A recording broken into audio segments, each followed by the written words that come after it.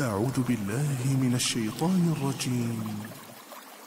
يا أيها الذين آمنوا إذا قيل لكم تفسحوا في المجالس فافسحوا يفسح الله لكم وإذا قيل انشزوا فانشزوا يرفع الله الذين آمنوا منكم والذين أوتوا العلم درجات والله بما تعملون خبير. السلام عليكم ورحمة الله وبركاته.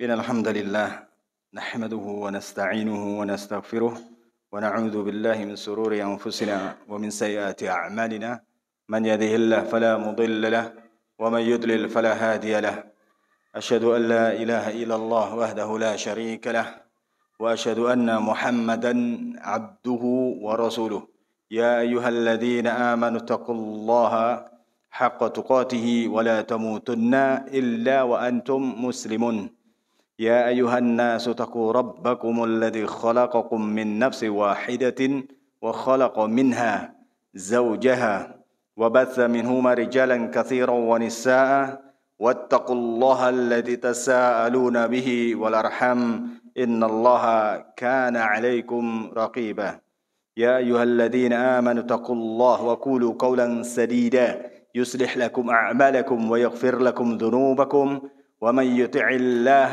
ورسوله فقد فاز فوزا عظيما أما بعد فإن خير الحديث كتاب الله وخير الهدى هدى محمد صلى الله عليه وسلم وشر الأمور محدثاتها وكل محدثات بدعة وكل بدعة ضلالة وكل ضلالة في النار.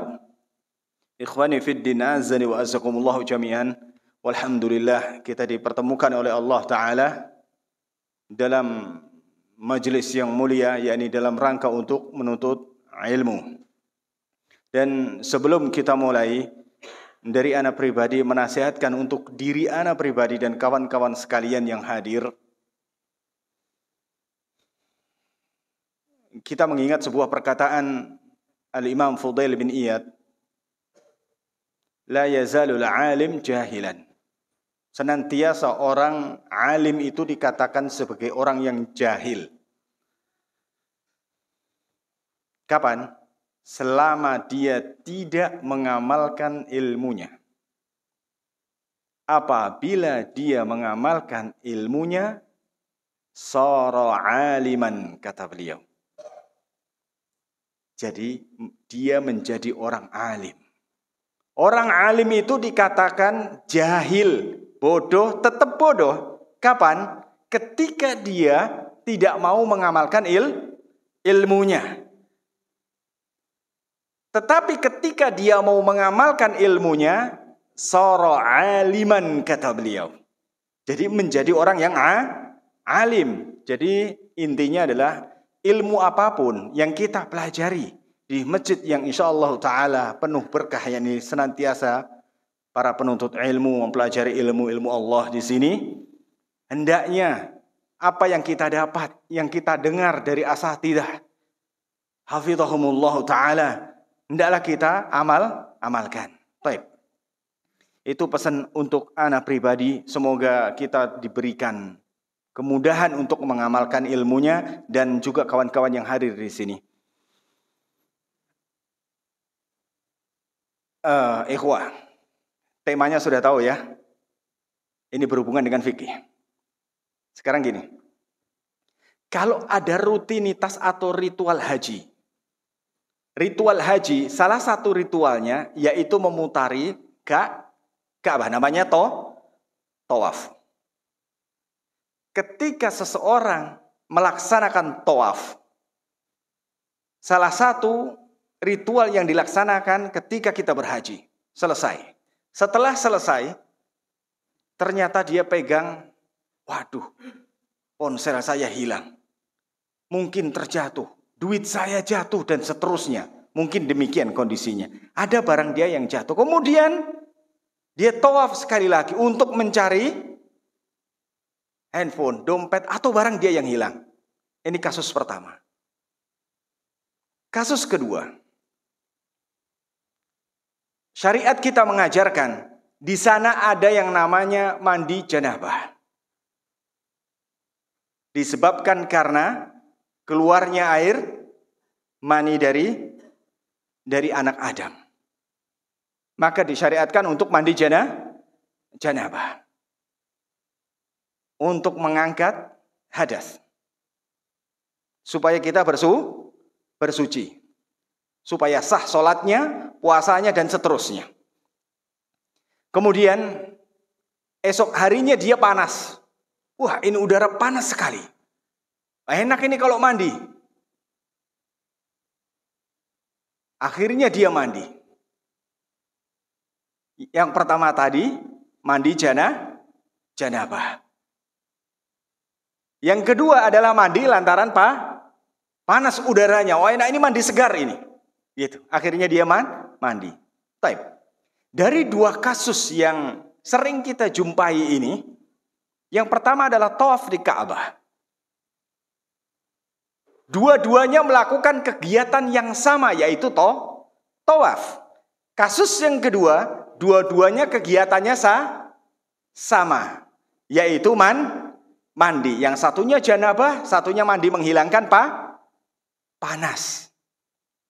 Mari kita perhatikan. Kira-kira sekilas yang akan mendapatkan pahala dari Allah Jalla Dzikruhu dari kasus yang pertama, itu tawaf yang mana? Tawaf yang pertama. Yang kedua, mandi janabah. Ini sangat jelas sekali. Nah, kasus yang seperti inilah yang insya Allah nanti kita akan pelajari. Yang berhubungan dengan amaliyah seorang hamba. Langsung amaliyah dengan seorang hamba. Ini merupakan batasan syariat atau bukan? Maka inilah yang nanti dibicarakan sekelumit atau selingkupnya tentang kaidah al-qaidah al-fiqhiyah. Nah, nanti berbicaranya di sana. Kenapa kita kasih gambaran di sini bukan definisi duluan, ikhwah? Untuk melapangkan pemikiran kita.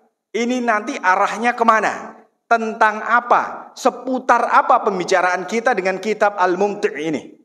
Nah, seperti itu maksudnya. Bisa dipahami kira-kira? Baik.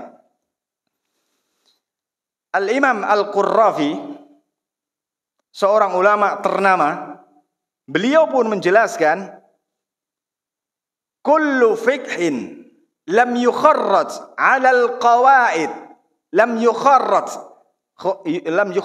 'ala al-qawaid,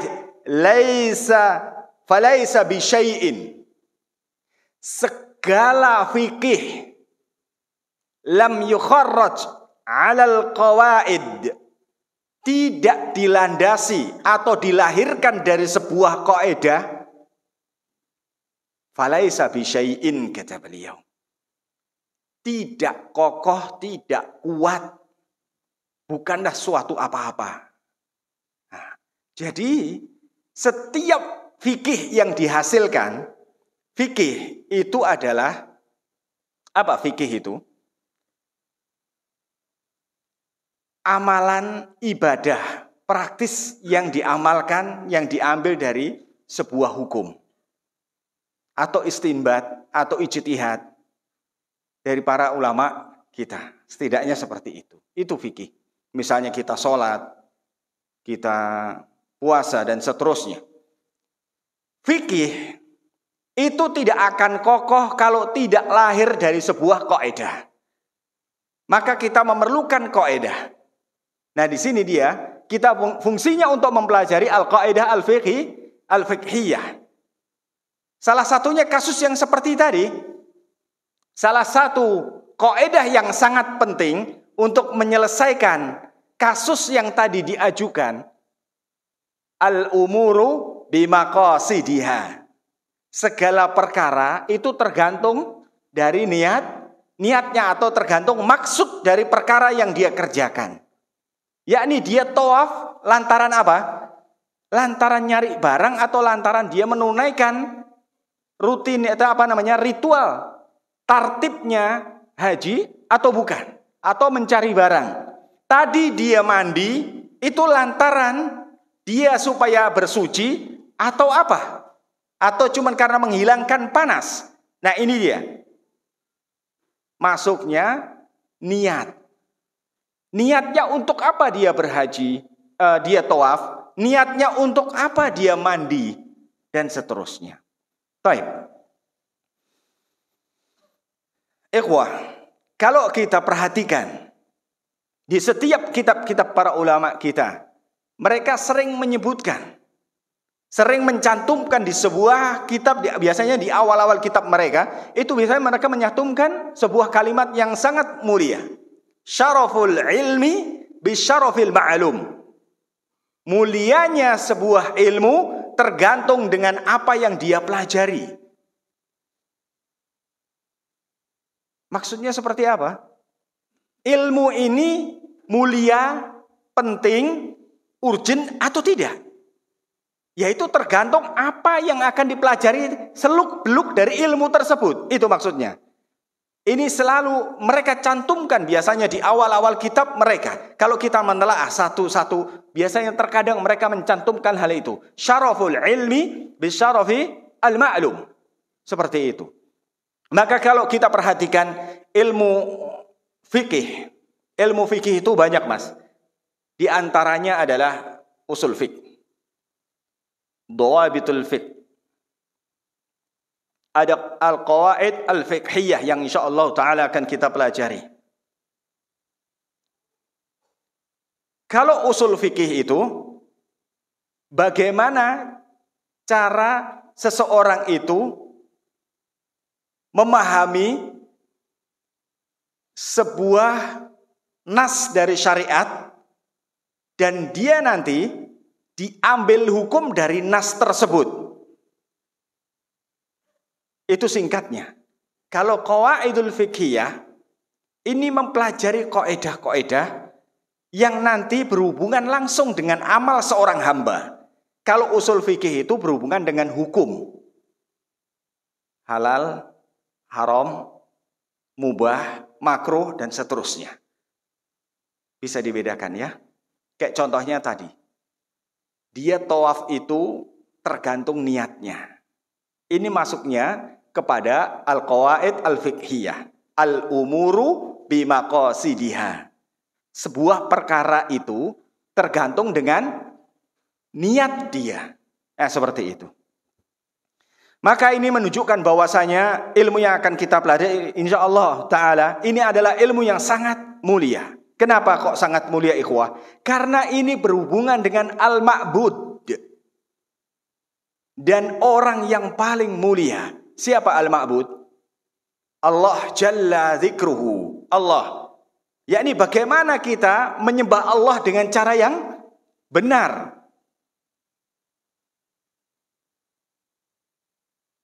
Dan manusia yang paling mulia. Yakni yang mengajarkan kita bagaimana cara menyembah. Maka perlu diketahui bahwasanya setiap orang pengen selamat ikhwah. Jadi pokok keselamatan seorang hamba itu hanya dengan tauhid dan melepaskan diri dari kesyirikan. Itu yang bagian pertama. Pokok keselamatan. Siapa yang gak pengen selamat? Semua pengen selamat ikhwah. Hatta itu orang baik atau orang jelek tetap pengen selamat. Dan keselamatan, pokok dari keselamatan itu ada di tauhid dan meninggalkan kesyirikan. Itu pokok yang pertama. Yang kedua, kesempurnaan dari keselamatan itu hanya bisa diraih dengan kemurnian tata cara ibadah. Bisa dibedakan? Pokok dari sebuah keselamatan seorang hamba itu hanya bisa diraih dengan tauhid dan menjauhi kesyirikan.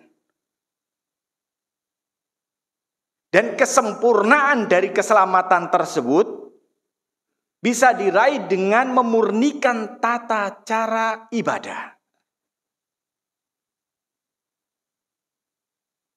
Artinya terbebas dari tambahan gitu.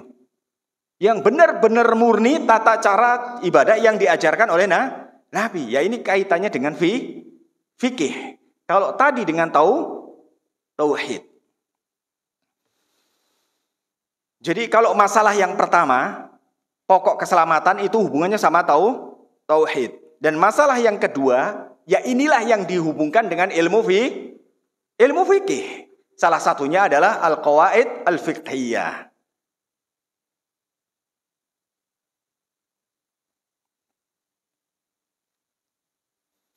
Terus,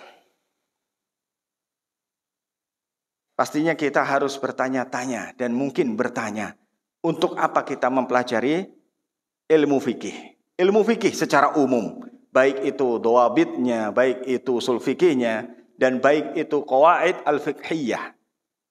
Kalau usul fikih tadi mengenai tentang nas-nas yang dikumpulkan sehingga dia menjadi melahirkan sebuah hukum, bahwasanya ini hukum ini wajib atau tidak wajib, ini haram, makruh, dan seterusnya. Kalau qawaid fikih ini berhubungan langsung dengan amalan seorang hamba. Nanti insya Allah diperjelas dengan contoh-contoh di kedepannya.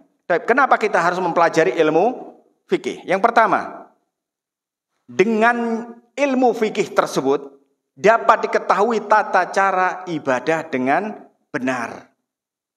Contohnya apa? Thaharah, bersuci. Contohnya sholat, contohnya haji, puasa, dan yang lain-lain. Itu pakai ilmu fikih. Standar benar itu kan sesuai dengan apa yang diajarkan Nabi atau tidak, kan gitu. Insya Allah di sini sudah sering dijelaskan. Yang kedua ini, dengan ilmu fikih itulah berkibarnya bendera al-Islam. Kenapa? Karena dipelajari di sana bagaimana fikih jihad, fikih fa'i. Fa'i tahu ya? Yaitu rampasan perang yang tidak dilakukan dengan peperangan, tidak menumpahkan darah. Artinya demikian, tidak terjadi peperangan, terjadi penguasaan. Gitu. Itu fa'i. Nanti bisa tanya di fikih. Insyaallah di bab fikih. Terus termasuk jizyah. Dan seterusnya itu dijelaskan di fikih. Jadi hal-hal seperti inilah yang menjelaskan, yang memberikan pemahaman kepada umat sehingga Islam tegak, Islam tinggi. Ya, dengan ilmu yang seperti ini, ilmu usul fikih, al-qawaid al-fiqhiyah, dan seterusnya.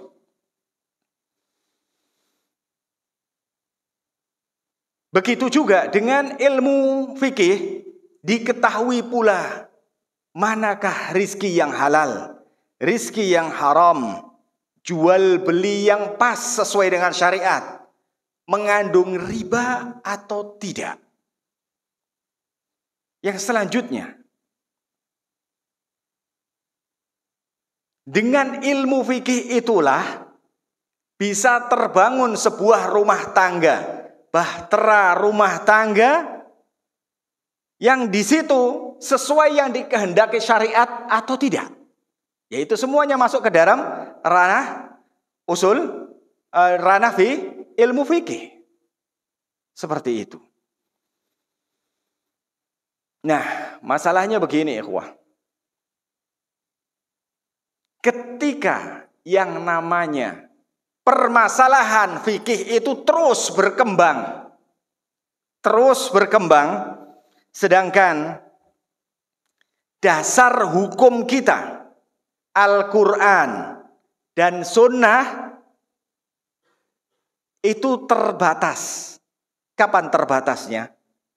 Ketika terputusnya wahyu. Ketika terputusnya wahyu, ikhwah. Nah, disinilah para ulama kita tegak berdiri. Di sana mereka merumuskan sebuah rumus-rumus tertentu untuk menyelesaikan sebuah masalah yang apabila tidak terdapatkan di zaman Rasulullah Sallallahu Alaihi Wasallam, maka akan diselesaikan dengan rumus-rumus yang disarikan dengan keringat para ulama sehingga menghasilkan sebuah kaidah. Nah, itu dia. Tidak semua, ikhwah. Contohnya apa? Ada rokok di zaman Rasulullah? Tidak ada. Zaman kita ada. Maka ada yang mengatakan rokok itu boleh. Kan gitu. Nah, ini masuknya ke daerah al-qawaid al-fiqhiyah. Mana masuknya, Mas? Nanti kita ketemu kaidah yang namanya la darar wala dirar. Nah, nanti di sana tidak boleh berbuat bahaya dan membahayakan orang lain. Ini nanti kaidah apa? Nanti insyaallah taala pelan-pelan. Nah, ini gambaran saja supaya kita terpampang. Oh, masalahnya demikian yang nanti kita akan bahas. Nah, gitu. Ini mukaddimah, Mas. Nanti kalau langsung masuk ke isi, ini belajar apa sih, Mas? Ente ngomong apa, Mas? Kan gitu. Nah, gitu. Paham ya sampai sini? Taib. Jadi fungsinya kaidah yang disimpulkan oleh para ulama di sana. Ulama bekerja keras memeras keringat sehingga menghasilkan sebuah rumus. Nah, kaidah itu kalau bahasa kita mudah diterimanya adalah rumus. Sehingga rumus tersebut diaplikasikan dalam kehidupan. Nah, seperti itu. Itu fungsinya kaidah. Jadi ini luar biasa.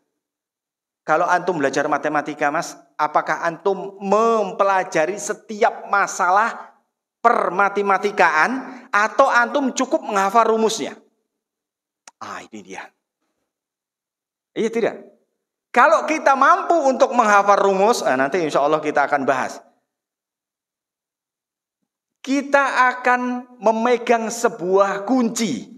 Nggak perlu memahami setiap fikih yang ada. Nanti kita bisa aplikasikan dengan rumus yang kita pegang. Untuk menghitung sebuah bangun. Wah, ada rumus tersendiri. VR kuadrat misalnya begitu. Kan ada ya. Nah, nanti bolanya sebesar apa? Ya tetap pakai rumusnya itu. Kan pakai jari-jari. Nah, misalnya contoh begitu. Nggak perlu, kalau besarnya segini nanti beda dong. Begini. Kan nggak mungkin menghafal semua hasil dari matematik. Nah, gambarannya demikian. Itulah kaidah. Baik, selanjutnya adalah urgensi. Pentingnya mempelajari kaidah fikih. Ini kenapa kok penting sekali? Apa pentingnya mempelajari hal seperti ini?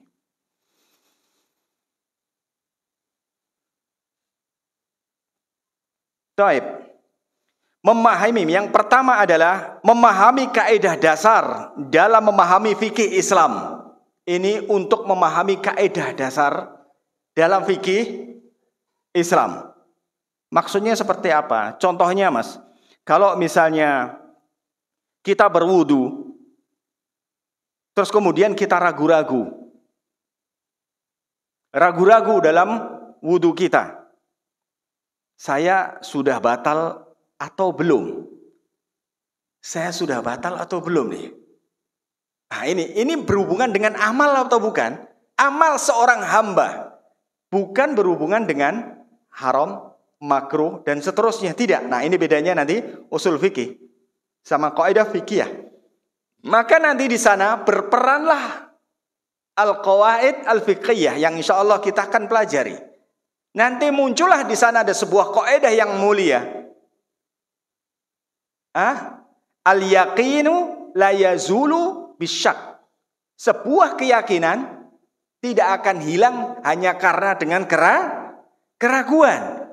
Berarti kita ambil yang yakin. Oh, wudu saya belum batal. Gitu. Karena saya belum menemukan yang membatalkan. Yakin, belum batal. Itu contoh. Itu urgensinya. Memahami kaidah dasar fikih di dalam Islam. Yang kedua, kenapa kita harus mempelajari ini? Karena banyaknya manusia yang salah meletakkan kaidah pada tempatnya. Maka perlu di sini.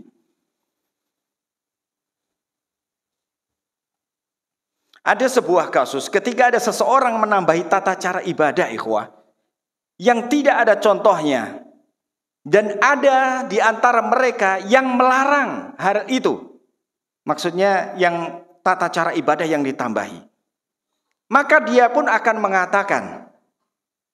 Nah ini yang sering. Mungkin ini antum sering dengar ini. Kasus yang seperti ini. Kalau dia menambahkan sebuah tata cara ibadah. Yang jelas tidak dicontohkan oleh Nabi kita Muhammad SAW.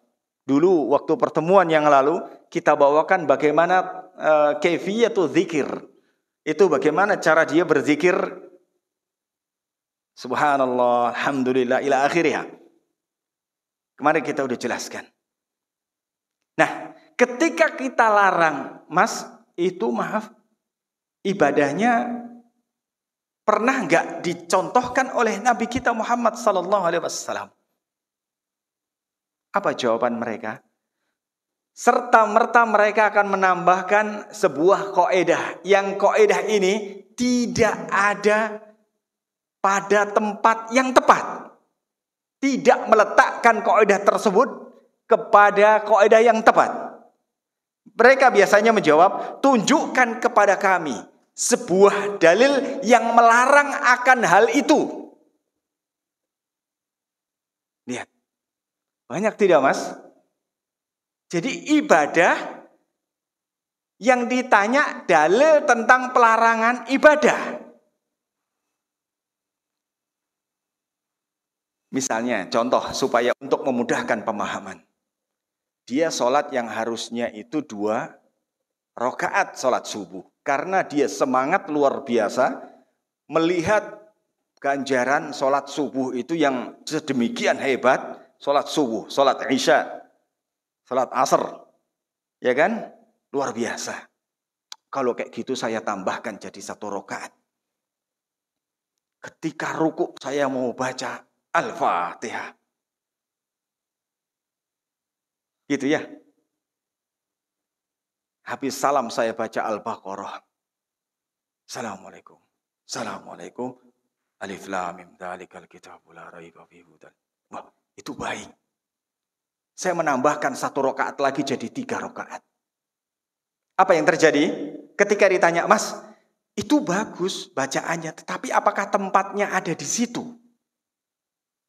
Apa jawaban dia? Tunjukkan kepada saya, Mas, pelarangan bahwasanya kita menambahkan rakaat subuh 1 jadi 3 sekarang. Kalau ada saya berhenti. Masya Allah. Kaidahnya pinter, Mas. Iya tidak? Mereka juga pakai kaidah loh, Mas. Coba lihat kaidahnya. Al-aslu fil asya al-ibahah. Masya Allah. Mereka akan mengatakan ini dalil. Masya Allah.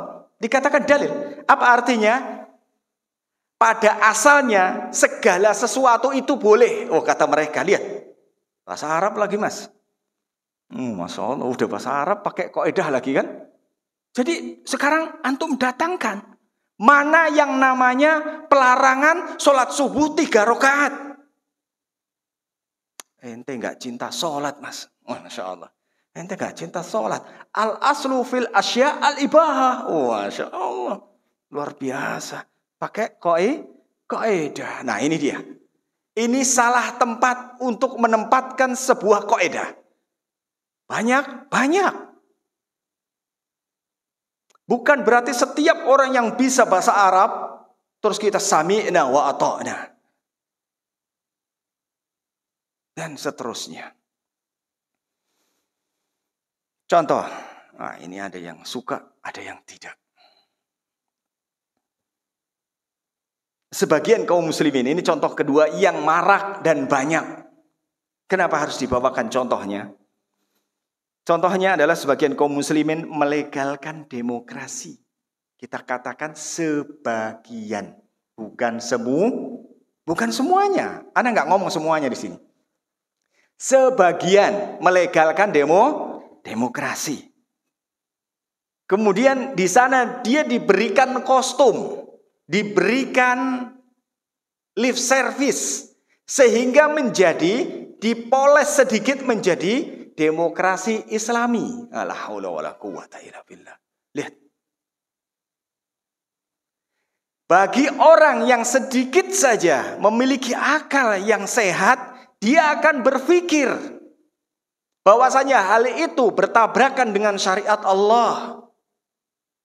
Syariat Allah, hukum Allah itu hanya dicetuskan, dikeluarkan dari syariat, yakni Allah dan Rasulnya, bukan dari manusia. Mereka melabeli, nanti jangan-jangan ke depannya, nah ini sekarang sudah muncul musik Islami. Nanti besok lagi muncul, jangan-jangan, naudzubillah min dzalik, maling Islami. Rampok Islami, habis ngerampok dikasihkan orang. Buat bangun masjid mas, saya ngerampok demi lillahi ta'ala. La haula wala quwata. Nah ini perlu diluruskan. Bukankah itu cuma wasilah mas? Yang penting kan tujuannya baik. Nah ini meletakkan sesuatu bukan pada tempatnya mas. Kalau tujuannya ntar di dalam itu untuk berdakwah, maka tidak mengapa. Nah ini hujah mereka. Ada kaidahnya, ada.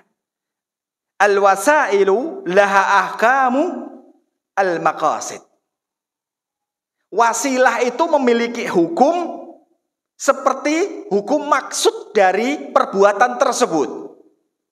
Maksudnya gimana? Kalau misalnya maksudnya baik dan dia berpahala, berarti wasilahnya pun juga berpahala mas. Ah, itu kaidahnya. Cuman sayang dia salah menetapkan atau menempatkan sebuah kaidah. Ah, ini dia. Banyak mas. Sumpah, zuzur, banyak dan banyak. Nah, seperti ini mas. Ini pentingnya kita mempelajari namanya al-qawaid al-fiqhiyah. Jadi bukan, wah ini cuman kayak gitu saja mas. Gitu. Saya sudah punya bukunya mas. Pertanyaan saya, Arba'in Nawawi sudah punya atau belum? Pertanyaan saya, sudah habis berapa kali? Nggak ada yang mau jujur ini. Berapa kali mas? Nah ya kan? Sudah dibaca? Belum Ustaz. Nah ini dia. Jadi bukan ibrohnya itu bukan punya buku atau belum punya, bukan. Dipelajari atau tidak? Ah di sana itu dia. Arba'in Nawawi mas cuma 42. Iya tidak? Kadang kita mau baca aja tarsok, zikir gitu. Kan gitu. Itu nyata itu ikhwah. Baik. Kita lanjutkan. Itu yang kedua alasannya kenapa urgensinya. Karena banyaknya manusia salah menempatkan sebuah kaidah. Baik. Sekarang kita masuk kepada al-qawaid al-fiqhiyah.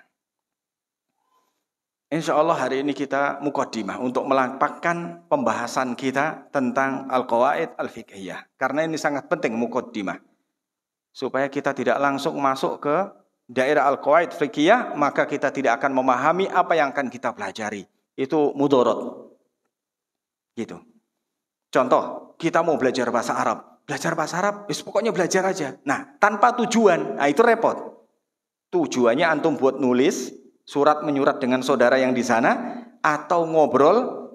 Kalau ngobrol saja ada nanti seperti apa? Ada buat baca kitab saja. Nah seperti itu. Jadi punya spesifikasi masing-masing. Nah kita harus tahu. Contoh nggak so jauh-jauh bahasa Inggris yang mungkin menyebar. Kan gitu. Ada bahasa Inggris writing, reading, listening saja. Yang penting saya paham orang itu ngomong, ya sudah selesai. Kan gitu. Bisa pahami ya? Baik. Sekarang masuk ke kaidah al-fiqhiyah. Kaidah fiqhiyah dari kalimat al-qawaid al-fiqhiyah. Ini kita ringkas saja. Kalau kita merujuk kepada kitab ini panjang sekali. Dan sebagian nanti ada yang kita bawakan, ada yang tidak. Kita pilih yang benar-benar urgent dan terpakai insyaAllah ta'ala. Baik, yang pertama. Kita satu-satu pembahasannya. Di situ terdiri dari dua buah kata. Yang pertama al-qawaid, al-fiqhiyah. Yang pertama al-qawaid. Apa al-qawaid? Al-qawaid bentuk jamak dari al-qaidah. Al-qaidah itu artinya adalah dasar atau pondasi. Dasar atau pondasi. Kalau definisi al-qaidah ini secara bahasa, Mas. Ini secara bahasa. Adapun secara istilah, kaidah, ini kaidah dulu, bukan kaidah fikih ya. Kaidah saja. Kalimat yang pertama atau kata yang pertama. Dalam bahasa Indonesia kata yang pertama yaitu al-qaidah. Istilahnya, secara istilah, apa itu al-qaidah? Sebuah hukum atau perkara yang universal. Sebuah hukum atau perkara yang universal atau yang menyeluruh. Yang bisa digunakan untuk memahami beberapa hukum, yang bisa digunakan untuk memahami beberapa hukum dan masalah yang masuk ke dalam cakupan masalahnya. Jadi kaidah itu adalah rumus yang tadi kita sampaikan. Itu kaidah yang biasa kita sebut dengan rumus. Itu pondasi. Yang di situ nanti akan tercakup masalah-masalah yang terpaut di bawah kaidah tersebut. Nanti insya Allah kita pelan-pelan akan lebih jelas dengan contoh-contoh yang ada. Adapun secara bahasa, contohnya seperti pada ayat surat Al-Baqarah 127. Wa idh yarfa'u Ibrahim wal qawa'ida minal baiti wa Ismailu. Ketika Ibrahim itu meninggikan dasar atau pondasi, membangun pondasi,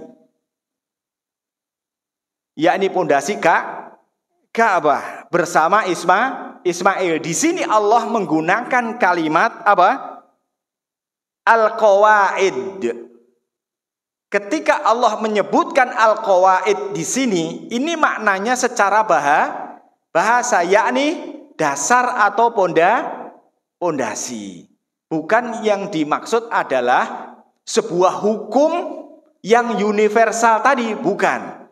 Kalau hukum yang universal tadi itu adalah secara istilah. Bisa dibedakan? Baik. Sekarang masuk ke kata yang kedua. Al-fiqhu. Secara bahasa, ini sebenarnya sudah sering dibahas sama asatidzah kita. Apa fikih itu? Yakni al-fahmu. Al-fahmu. Kalau tidak salah ingat, Ibnu Abbas pun radhiyallahu anhu juga menjelaskan tentang al-fiqhu itu artinya adalah al-fahmu. Seperti itu. Jadi al-fahmu itu apa? Faham. Faham. Itu namanya al-fiqh.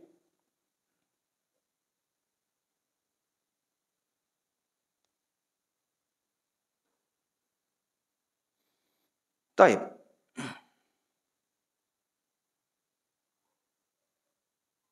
Dalilnya di surat Toha ayat 27 dan 28. Wahlul 'uqdatam min lisani yafqahu qawli. Nanti dirujuk di sana. Baik, secara istilah apa itu fikih? Ini ana rujuk ke definisi Syekh Muhammad bin Shalih Al-Utsaimin. Beliau mengatakan rahimallahu taala, fikih itu apa? Ma'rifatul ahkami syar'iyyati al-amaliyyati biadillatiha tafsiliyah. Yakni mengetahui hukum-hukum syar'i yang berhubungan dengan amal. Biadillatiha tafsiliyah. Itu fikih dengan dalil-dalilnya yang terperinci. Kita ulang, fikih itu apa? Fikih itu yakni mengetahui hukum-hukum syariat yang berhubungan dengan amal, yang terambil dari dalil-dalil yang terperinci.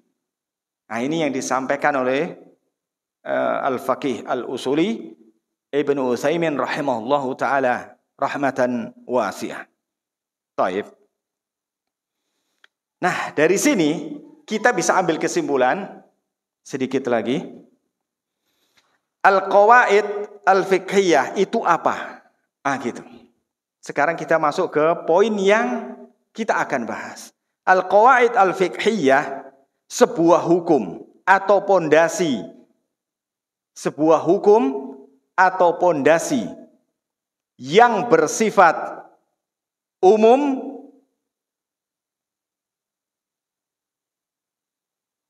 yang bisa digunakan untuk memahami permasalahan fikih, yang bisa digunakan untuk memahami permasalahan fikih yang tercakup di dalam pembahasannya.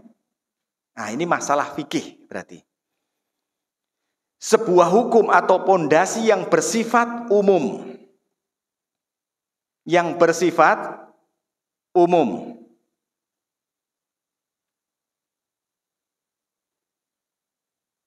Jadi itu ada sebuah kaidah. Kaidah itu semacam kayak kalau kita bayangkan mungkin payung, di bawah payung itu ada fikih. Nah, kaidah itulah yang nanti akan menaungi atau mencakup seluruh fikih yang berhubungan dengan kaidah tersebut. Contohnya yang tadi. Misalnya adalah kaidah yang dulu tidak ada, sekarang ada. Yaitu rokok misalnya gitu. Rokok itu apa hukumnya? Nah, nanti masuknya ke kaidah la doror wala diror. Itu terambil dari hadis Nabi Sallallahu Alaihi Wasallam. Jangan berbuat bahaya dan jangan membahayakan. Nah, seperti itu. Taib, kita sampai sini insya Allah. Nah, taib. Kita berhenti dulu sampai sini.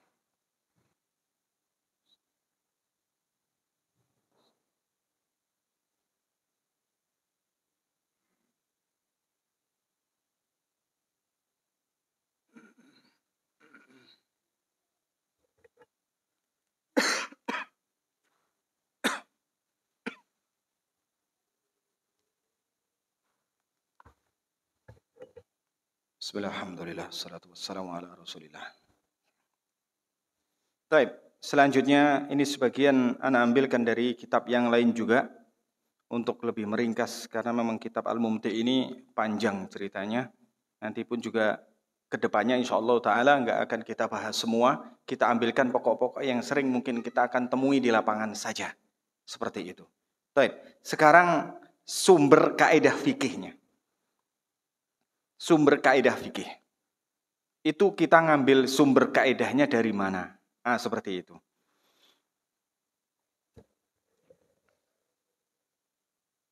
Kalau kita perhatikan, kalau ditinjau dari sumbernya, itu ada beberapa. Yang pertama adalah kaidah fikih yang teksnya terambil dari nas Al-Quran dan Sunnah. Kaidah fikih. Al-qawaid al-fiqhiyah yang insya Allah kita akan bahas itu terambil dari apa? Yang pertama yakni dari nas Al-Quran dan As-Sunnah. Itu modelnya yang terambil dari kedua itu. Contohnya adalah surat Al-Baqarah 188. Wala ta'kulu amwalakum bainakum bil batil. Janganlah engkau makan harta di antara kalian dengan cara batil. Nah, ini ayat ini kalau kita perhatikan Al-Baqarah 188 ini mengharamkan segala bentuk transaksi dan perbuatan yang mengakibatkan kerugian terhadap orang lain dan pelanggaran syar'i. Nah, dari sana nanti diambil sebuah kaidah. Maka kita dilarang untuk mengambil atau makan harta yang tidak sah. Seperti itu dari apa? Dari Al-Quran. Sedangkan yang dari hadis, contohnya adalah la dharar wala dirar. Kita dilarang itu dari hadis. Sumbernya yang pertama, sumber kaidah fikih itu dari mana? Akan gitu. Nanti dipertanyakan, kenapa kita mempelajari kaidah fikih? Apakah itu sumbernya ada dari nas? Ada. Contohnya adalah yang dari sunnah, la dharar wala dirar. Itu contohnya. Nanti ada al-umuru bimaqasidiha dari hadis innamal a'malu binniyat dan seterusnya. Nanti insya Allah kita pelajari satu persatu. Jadi ini kaidah umum yang menunjukkan bahwasanya seseorang tidak boleh melakukan perbuatan yang berbahaya, baik terhadap dirinya maupun orang lain. La dharar wala dirar, jangan berbuat bahaya, dan wala dirar, jangan melakukan sesuatu yang membahayakan orang lain. Salah satunya apa? Ini anak muda nih. Bapak-bapak emang nggak ada yang tua? Ada, Ustaz. Ada yang tua-tua. Nah, ini makin jadi. Makin tua makin jadi. Yaitu ngebut di jalanan. Oh, Masya Allah. Dulu waktu masih muda saya nggak boleh sama bapaknya. Sekarang sudah tua. Makin jadi. 40 tahun bukannya sadar. Harusnya 40 tahun makin matang. Ini makin jadi. La haula wala quwata. Nah ini. La dharar wala dirar. Kalau dia ngebut di jalanan, kira-kira apa yang terjadi? Bukan dia saja. Ketika dia nabrak orang di depannya, orang lain juga berbahaya. Maka kaidahnya la dharar wala dirar. Maka boleh diberhentikan, kan gitu. Makanya kalau diberhentikan sama Pak Polisi, jangan marah. Pak Polisinya pinter kaidah fikih, antum kena. Loh, kenapa diberhentikan? Maaf Pak, la dharar wala dirar. Oh, Masya Allah. Wah, ini keren sekali. Keren kan? Keren. Allahu Akbar. Ini kalau bapak-bapak polisi belajar, Masya Allah, ini punya senjata baru ini. La dharar wala dirar. Bapak muslim? Muslim. Oh, keren. Oh, bapak belajar di Al-Istiqomah, Masya Allah. Taib. Nah, contoh yang lain adalah al-muslimuna inda syurutihim. Kata Rasulullah sallallahu alaihi wasallam, orang-orang muslim itu tergantung perjanjian mereka. Ini terambil dari mana? Dari perkataan Rasulullah sallallahu alaihi wasallam. Maka dijadikan sebuah kaidah. Ini nanti timbul perselisihan, apakah sebuah kaidah seperti ini yang diambil dari hal seperti kaidah fikih itu nanti bisa dijadikan hujah atau tidak? Gitu nanti panjang ceritanya insyaallah taala. Baik, itu yang pertama, terambil dari Al-Qur'an dan sunnah. Yang kedua, kaidah fikih yang teksnya diambil langsung dari nas Al-Qur'an dan sunnah, namun kandungannya berdasarkan Al-Qur'an dan sunnah. Kandungannya. Kalau tadi benar-benar.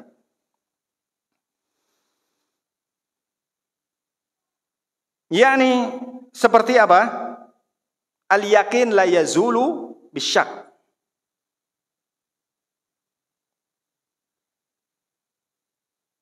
Al-yakin la yazulu bisyak itu apa? Kaidah apa? Kalau yakin itu tidak akan bisa dihilangkan dengan sebuah keraguan. Sesuatu yang yakin, pasti yakin. Ini nggak akan bisa terhapus dengan sebuah keraguan. Nggak bisa. Gitu. Ini sebuah kaidah yang disarikan dari sebuah hadis. Gitu. Kalau tadi benar-benar secara lafdhiyah, secara lafaz diambil dari Al-Qur'an dan sunnah. La ta'kulu amwalakum bainakum bil batil. Janganlah kalian makan di antara kalian memakan makanan yang secara batil, enggak boleh, kan gitu. Biasanya ini di muamalah dipelajari ya. Masya Allah. Baik. Ini sampai jam berapa? Khalas. Masya Allah. Tamam. Baik, kita cukupkan sampai sini. Insya Allah apa yang sedikit ini bisa manfaat bagi kita semua. Subhanakallahumma bihamdika. Asyhadu an la ilaha illa anta wa astaghfiruka wa atubu ilaik. Wassalamualaikum warahmatullahi wabarakatuh.